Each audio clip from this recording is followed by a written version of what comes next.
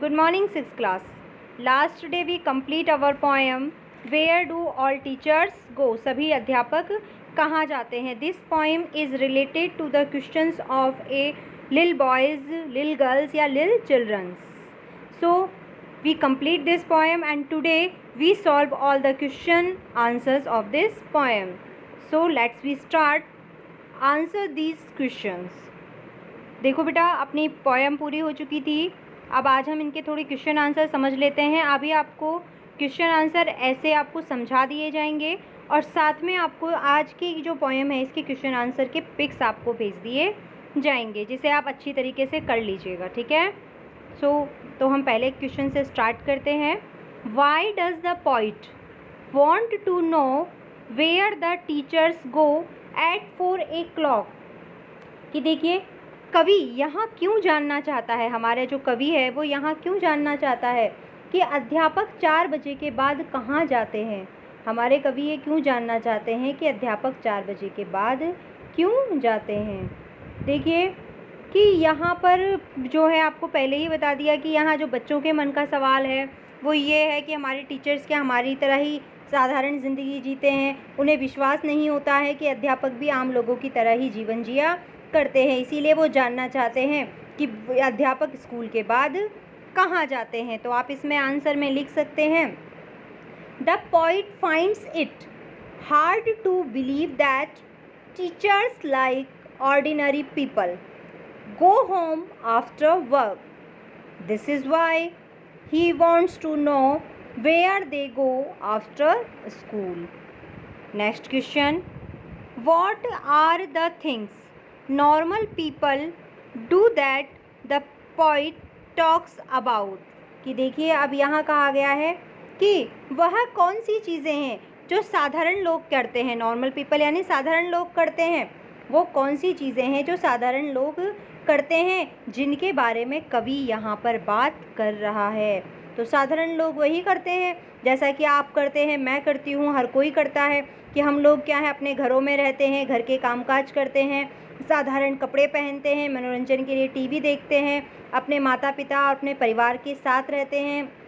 और इंसान से हमसे गलतियां भी होती है, हम गलतियों को सुधारते भी हैं, मनपसंद भोजन भी खाते हैं, इधर उधर घूमते भी हैं, कभी कभी सामानों को समेटते हैं तो कभी कभी हमारे हाथ से चीज़ों का नुकसान भी हो जाता है. तो ये एक साधारण इंसान की ज़िंदगी है. तो इन्हीं चीज़ों को हमें इस आंसर में बताना है. तो देखिए साधारण लोग कौन कौन से काम करते हैं, इसमें आप लिखेंगे, normal people live in houses and do chores. They wear casual clothes, watch TV and have a family. Normal people make mistakes. They have food choices and misplace things etc. तो ये आपके सेकंड क्वेश्चन का answer हो गया है. ये मैंने ऐसे बोलकर आपको समझा दिए हैं. इसके पिक्स जब आपको भेजे जाएंगे तो आप इसमें इजी गोइंग आप अपनी क्वेश्चन आंसर्स को अपनी कॉपी में अपनी नोटबुक में कर लीजिएगा. अब अगला देखिए, what does he imagine about. यहाँ कवि जो है एक बच्चे के रूप में सवाल करता है हमसे, वो क्या कल्पना करते हैं उनके बारे में देखिए जानते हैं. वेयर टीचर्स लिव, एक बच्चे के मन का सवाल जो हमारे कवि ने हमारे सामने अपने कल्पना के माध्यम से लिखा है.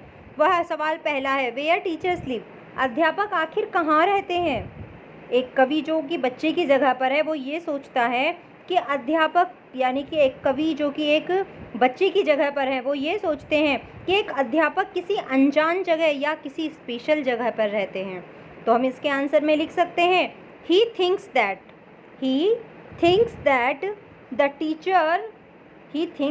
Teachers live in some unknown special place. He thinks that teachers live in some unknown special place. Next question हमारा देखिए, what they do at home. दूसरा सवाल उनके मन में आता है कि टीचर्स घर में क्या काम करते हैं, वे घर पर क्या करते हैं. टीचर्स जब घर जाते हैं तो घर पर वो क्या करते हैं.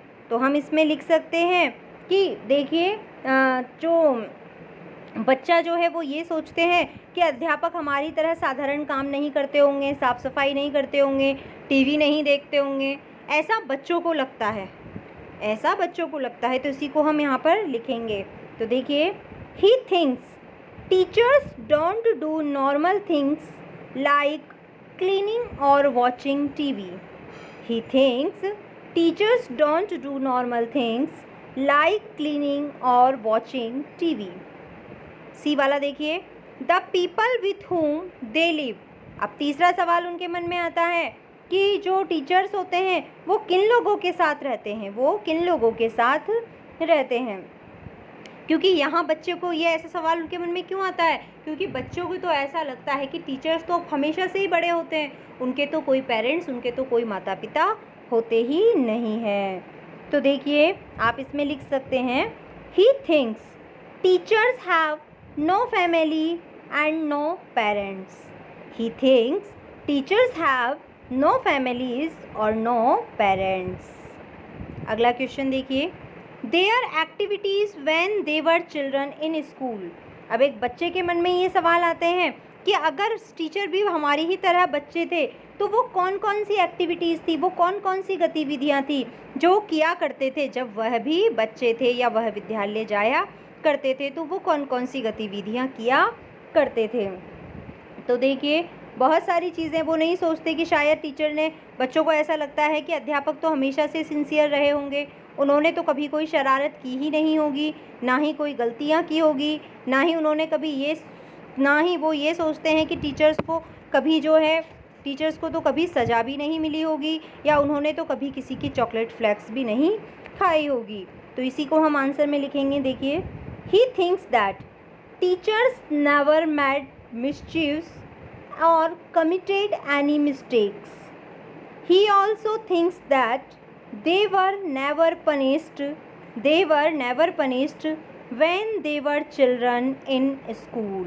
कि देखिए, वो यही सोचते हैं, यहाँ पर हमारा कवि एक बच्चे के रूप में यही सोचता है, या वह यही सोचते हैं कि जो अध्यापक हैं उन्होंने तो कभी कोई शरारत की ही नहीं होगी, कोई गलती की ही नहीं होंगी, और ना ही उन्हें कभी कोई सज़ा मिली होंगी। तो इसी के साथ आपके 4 क्वेश्चन तो हो गए हैं इमेजिन वाले। अब हमारा नेक्स्ट क्वेश्चन आता है, देखिए, Y does the poet wonder if teachers also do things that other people do. कि यहाँ देखिए, यहाँ कवि क्यों हैरान होते हैं कि क्या अध्यापक भी वो सब काम करते हैं जो आम लोग करते हैं या साधारण लोग करते हैं। तो यहाँ हम ये आसानी से कह सकते हैं कि यहाँ कवि एक छोटा बच्चा बनकर एक छोटे से बच्चे के मन की बात को कह रहे हैं, और एक छोटे से बच्चे के लिए उनका टीचर सबसे ज़्यादा स्पेशल होता है, और वह साधारण ज़िंदगी नहीं जीते, वो आम लोगों की तरह नहीं होते, और ना ही उन्होंने कभी अपने जीवन में किसी के साथ बुरा व्यवहार किया होता है, इसीलिए वह उन्हें स्पेशल मानते हैं। तो इसे आप लिख सकते हैं, the poet wonders because in his view teachers are too perfect and incapable of making mistakes or behaving badly as ordinary people do. Next question हमारा आता है, देखिए, how does the poet plan to find out what will he do once he finds out। कि देखिए कि कवि जो हैं, हमारे कवि जो हैं, वो टीचर्स के बारे में पता लगाने के लिए क्या योजना बनाते हैं, और वो पता लगाने के बाद क्या करने के लिए कहते हैं। तो हमने पहले ही इसमें देख लिया है कि हमारे कवि जो हैं एक बच्चे के रूप में हैं, और हमारे बच्चे क्या कहते हैं कि एक दिन हम हमारे टीचर्स के पीछे पीछे उनके घर तक जाएंगे, और हम नोटिस करेंगे कि वो कहाँ जाते हैं, कैसे रहते हैं और क्या करते हैं, और उसके बाद जब हम सारी चीज़ जान जाएंगे तो उनके ऊपर, टीचर्स के ऊपर एक कविता लिखेंगे। तो इसी को हम लिख सकते हैं, और ऐसे लिखेंगे, देखिए, the poet plans to find out about teachers lives by following one of them on the way back home and seeing for himself what they do when they are not in school. He intends to write his finding in the form of a poem which the teachers will read out in the class। कि वो अध्यापकों की ज़िंदगी का पता लगाने के लिए एक दिन किसी अध्यापक के पीछे पीछे उनके घर जाने की योजना बनाते हैं और वो जानना चाहते हैं, स्वयं अपनी आंखों से देखना चाहते हैं कि जो टीचर जब स्कूल में नहीं होते हैं तो वो कहाँ जाते हैं और क्या करते हैं। और उसे जानने के बाद वो लास्ट में एक पोएम टीचर से रिलेटेड लिखना चाहते हैं, जिसे टीचर खुद ही कक्षा में पढ़कर सुनाएंगे। अब ये देखिए क्वेश्चन आंसर अपने हो गए हैं। उसके बाद देख लीजिए, what do you thinks these phrases from the poem mean, कि आपके विचार में यहाँ कुछ शब्द समूह दिए गए हैं, इनका क्या अर्थ है। पहला, पनिश्ड इन द कॉर्नर। यहाँ ये पनिश्ड इन द कॉर्नर क्यों कहा गया था। पनिश्ड इन द कॉर्नर का मतलब होता है कोने में खड़ा होना। कोने में खड़ा होना यानी कि आप सब बच्चे हो, स्टूडेंट्स हो, आपको पता है कि जब आप क्लास को बहुत ज़्यादा डिस्टर्ब कर रहे होते हो या आपने कोई गलती की जो होती है, तब आपको टीचर्स क्लास से बाहर निकाल देते हैं या क्लास के एक कोने में खड़े होने की सज़ा देते हैं। और ख़ासकर ये सज़ा जो है वो शरारती बच्चों को दी जाती है। या तो उन्हें कहा जाता है कि वह बच्चे जो है शरारती बच्चा दीवार की तरफ मुँह करके खड़ा हो जाएगा या दीवार की तरफ मुँह कर बैठ जाए या क्लास से बाहर चला जाए। तो इसी सज़ा के बारे में यहाँ पर बताया है। तो आप इसमें लिख सकते हैं, punished in the corner indicates a common punishment given to naughty children by parents at home and teachers at school. The child is made to sit or stand in a corner of the room facing the walls. Next है आपका और last है, leave their greens. Leave their greens इसका मतलब होता है हरी सब्जियां छोड़ना।